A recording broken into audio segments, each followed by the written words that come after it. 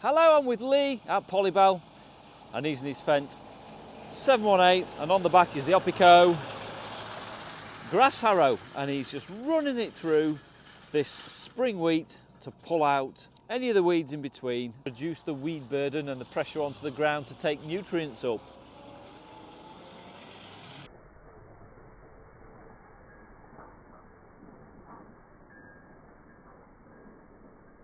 It's just coming to the end now. And this is Lee's last little bit of this field and he's going to fold the grass harrow up.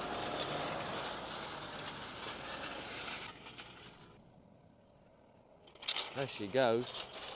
Thanks for watching. See you on the next video.